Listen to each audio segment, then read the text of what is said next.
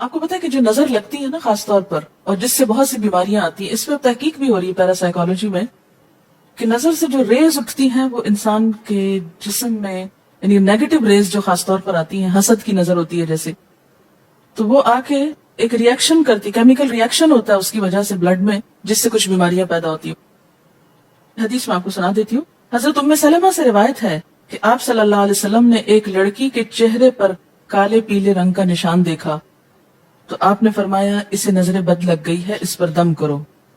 حضرت جابر کہتے ہیں کہ آپ صلی اللہ علیہ وسلم نے آل حزم کو سانپ کے ڈسنے کی وجہ سے دم کرنے کی رخصت دی، اور آپ نے اسما بنت امیس سے پوچھا کیا وجہ ہے کہ میرے بھتیجے کمزور ہیں، کیا فقر و فاقہ کا شکار ہیں، یعنی کھانے پینے کے باوجود یہ کیوں کمزور ہیں، کیا ان کو کچھ کھانے کو نہیں ملتا؟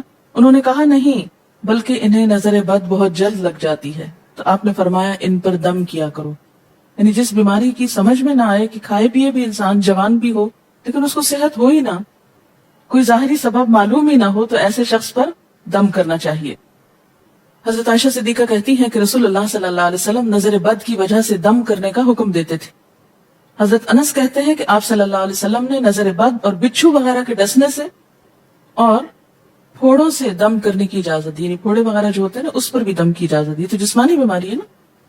اور نظر کے بارے میں تو یہ بھی کہا گیا ہے، حدیث میں آتا ہے کہ نظر بد کا لگنا حق ہے، انسان کو اونچے پہاڑ سے گرا سکتی، کیونکہ ہوتا کیا ہے کہ جب ایک خاص اینگل سے دیکھا جاتا ہے تو دوسرے انسان کے جسم میں جیسے لرزہ سا آ جاتا ہے نا، اور انسان ہل جاتا ہے۔ اس کی دلیل قرآن میں بھی ہے، ایک سورت کے آخر میں آتا ہے وَإِن يَكَادُ الَّذِينَ كَفَرُوا لَيُزْلِقُونَكَ بِأَبْصَارِهِمْ لَمَّا سَمِعُوا الذِّكْرَ، کہ قریب ہے کہ کچھ کافر آپ کو اپنی نگاہوں سے کیا کر دیں، پھسلا دیں جب یہ قرآن سنتے ہیں۔ یعنی وہ سننے نہیں آتے تھے، صرف آپ کو گھورتے رہتے تھے۔ اور کس لیے گھورتے رہتے تھے؟ تاکہ آپ بول نہ سکیں، آپ لرز جائیں، ڈگمگا جائیں، اپنا کام چھوڑ دیں، بری نیت سے آتے تھے۔ وَيَقُولُونَ إِنَّهُ لَمَجْنُونَ، کہتے ہیں کہ یہ تو مجنون ہو گیا۔ آپ صلی اللہ علیہ وسلم نے فرمایا نظر بد حق ہے، اگر تقدیر سے کوئی چیز سبقت لے جا سکتی ہوتی تو وہ نظر بد ہے۔ پتہ کیسے چلے؟ چل جاتا ہے، پتہ کیوں نہیں چلتا؟ مثلاً آپ کا بچہ ہنس رہا تھا، کھیل رہا تھا، دودھ پی رہا تھا کہ اچانک کوئی شخص آیا اور جب وہ اٹھا تو بچے نے شور کرنا شروع کر دیا، اور پتہ چل جاتا ہے۔ بعض اوقات گھر ہی کے لوگوں کی لگ جاتی، بعض اوقات محبت سے بھی لگ جاتی، کہ بچہ کھیل رہا تھا، آپ دیکھتے کہ وہ گر پڑا، اچانک رونا دھونا شروع ہو گیا، سر پٹ گیا۔ حدیث میں آتا ہے نظر بد انسان کو موت تک اور اونٹ کو ہانڈی تک پہنچا دیتی ہے۔ اونٹ کو ہانڈی تک پہنچانے کا مطلب کیا ہے؟ ذبح کرنا پڑ جاتا ہے، تڑپنے لگتا ہے۔ آپ صلی اللہ علیہ وسلم نے فرمایا اللہ کی قضاء اور تقدیر کے بعد سب سے زیادہ نظر بد کی وجہ سے میری امت میں اموات ہوں گی۔ آپ صلی اللہ علیہ وسلم نے فرمایا نظر بد سے اللہ کی پناہ طلب کیا کرو، کیونکہ نظر بد کا لگنا حق ہے۔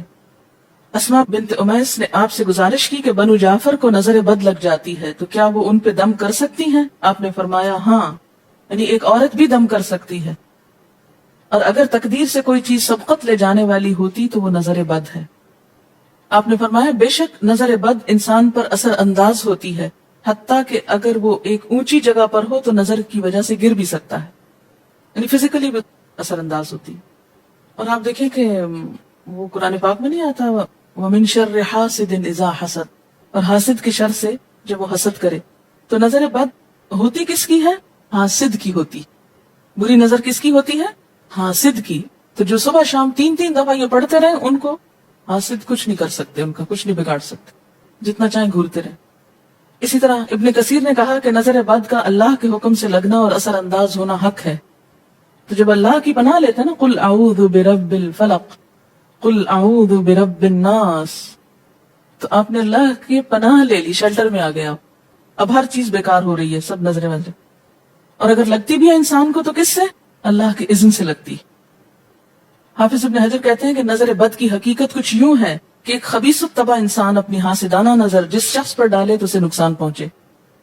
ابن قیم کہتے ہیں کچھ کم علم لوگوں نے نظر بد کی تاثیر کو باطل قرار دیا ہے، اور ان کا کہنا ہے کہ یہ محض توہم پرستی ہے اور اس کی کوئی حقیقت نہیں، لیکن حقیقت یہ ہے کہ یہ لوگ سب سے زیادہ جاہل اور ارواح کی صفات اور ان کی تاثیر سے ناواقف ہیں، اور ان کی عقلوں پہ پردہ پڑا ہوا ہے، جبکہ تمام امتوں کے عقلاء باوجود اختلاف مذاہب کے نظر بد سے انکار نہیں کرتے، یعنی صرف اسلام میں نہیں دیگر مذاہب میں بھی کانسیپٹ پایا جاتا ہے۔ اگرچہ نظر بد کے سبب اور اس کی جہت تاثیر کے سلسلے میں ان میں اختلاف ہے۔ پھر کہتے ہیں اس میں کوئی شک نہیں کہ اللہ تعالیٰ نے جسموں اور روحوں میں مختلف طاقتیں اور طبیعتیں پیدا کی ہیں، اور ان میں کئی خواص اور اثر انداز ہونے والی کیفیات ودیت کی ہیں۔ آپ دیکھیں کہ لو چلتی ہے تو اثر نہیں ہوتا، اس کا بھی تو اثر ہوتا ہے نا، حالانکہ وہ نظر نہیں آ رہی ہوتی۔ اور کسی عقل مند کے لیے ممکن نہیں کہ وہ جسموں میں روحوں کی تاثیر سے انکار کرے، کیونکہ یہ چیز خود دیکھی اور محسوس کی جا سکتی ہے۔ اور آپ دیکھ سکتے ہیں کہ ایک شخص کا چہرہ اس وقت انتہائی سرخ ہو جاتا ہے جب اس کی طرف وہ انسان دیکھتا ہے جس کا وہ احترام کرتا ہے، اور اس سے شرماتا ہو، اور اس وقت پیلا پڑ جاتا ہے جب اس کی طرف ایک ایسا آدمی دیکھتا ہے جس سے وہ ڈرتا ہو، یعنی جس سے آپ ڈرتے ہیں وہ آپ کو دیکھے تو آپ کا رنگ پیلا ہو جاتا ہے۔ فرمایا یہ سب کچھ روحوں کی تاثیر کی وجہ سے ہوتا ہے، اور چونکہ اس کا تعلق نظر سے ہوتا ہے اور اس لیے نظر بد کی نسبت آنکھ کی نظر کی طرف کی جاتی ہے، حالانکہ آنکھ کی نظر کچھ نہیں کرتی، یہ تو روح کی تاثیر، یعنی نظر یہ نظر نہیں ہے صرف، بلکہ اندر سے روح یا احساسات ہیں جو ٹرانسفر ہوتے ہیں۔ آپ دیکھیں کہ محبت کی نظر کیا اثر نہیں کرتی، کرتی ہے نا، اسی طرح نفرت کی، غصے کی، اور آپ کے چھوٹے بچے خاص طور پہ نظروں کو بہت پہچانتے ہیں۔ آپ نے دیکھا ہوگا کہ بچے کچھ لوگوں کے پاس فوراً چلے جاتے ہیں اور کچھ لوگوں کے پاس نہیں جاتے۔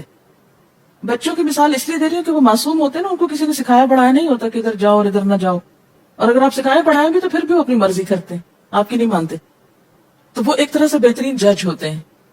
بعض لوگوں کو دیکھ کے بچے رونے لگتے ہیں، بعض کو دیکھ کے مسکرانے لگتے ہیں، تو یہ ایسا کیوں ہوتا ہے؟ اچھا، اسی طرح اگر کوئی شخص کانسٹنٹلی آپ کو دیکھ رہا تو آپ کانشیس ہو جاتے ہیں، آپ ٹھہر نہیں سکتے۔ اسی طرح اگر کوئی سٹیئر کر رہا ہو تو اس کی نظروں سے بعض اوقات خوف بھی آنے لگتا ہے۔ اللہ نے کیسی کیسی طاقتیں انسان کو دی ہیں، سلطان النصیرہ۔ اچھا، پھر لکھتے ہیں کہ روحیں اپنی طبیعتوں، طاقتوں اور کیفیتوں اور اپنے خواص کے اعتبار سے مختلف ہوتی، سو حسد کرنے والے انسان کی روح واضح طور پر اس شخص کو اذیت پہنچاتی ہے جس سے حسد کیا جاتا ہے۔ ویسے بھی تو آپ دیکھیں نا، وہ رویے ایک دم آپ پہچان لیتے ہیں۔ یہی وجہ ہے کہ اللہ تعالیٰ نے حاسد کے شر سے پناہ طلب کرنے کا حکم دیا ہے۔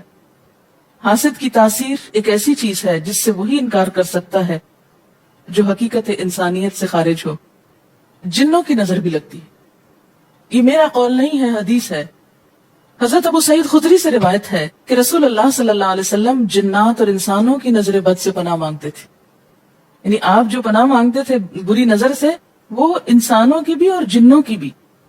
پھر جب معوذتین الفلق اور الناس نازل ہوئی تو آپ انہی کو پڑھتے اور باقی دعائیں آپ نے چھوڑ دی تھی، یعنی قل اعوذ برب الفلق، قل اعوذ برب الناس، پھر سب چیزوں کے شر سے بچنے کے لیے کافی۔ یاد رکھیے بعض اوقات اپنی نظر بھی لگتی ہے، خود کو بھی نظر لگتی ہے۔ اسی طرح جب لباس اتارا جاتا ہے نہانے کے لیے مثلاً، تو اس وقت بھی دعا سکھائی گئی، بسم اللہ پڑھنی چاہیے، بیسیکلی بسم اللہ پڑھ کر اتارنے چاہیے، اور اس کے علاوہ اعوذ بکلمات اللہ التامات من شر ما خلق بھی پڑھ سکتے ہیں۔ آپ کو معلوم ہے کہ ٹوائلٹ میں جانے سے پہلے بھی دعا سکھائی گئی، کیونکہ جنات کے ٹھکانے گندی جگہوں پر ہوتے ہیں۔ اللہم انی اعوذ بک من الخبث والخبائث، خبیث جنوں اور خبیث جننیوں، خبائث سے تیری پناہ میں آتا ہوں۔ یہ دعا کیوں سکھائی گئی؟ اسی لیے کہ اگر آپ وہاں پر موجود ہیں، اور خصوصاً اگر آپ بے لباس ہیں، تو بھی ایسی چیزوں کی نظر بھی لگ سکتی ہے اور وہ چیزیں اثر انداز بھی ہو سکتی ہیں۔ اسی لیے بلا ضرورت تنہائی میں بھی بے لباس ہونے سے منع کیا گیا ہے۔ بعض لوگ کی عادت ہوتی ہے نا کہ وہ نہانے بیٹھتے ہیں تو وہی کپڑے دھونے شروع کر دیتے ہیں، اور نہیں، بس فوراً اپنے آپ کو ڈھانکنے کی کوشش کریں، بلا ضرورت زیادہ دیر بے لباس نہ رہیں۔ ایک حدیث میں آتا ہے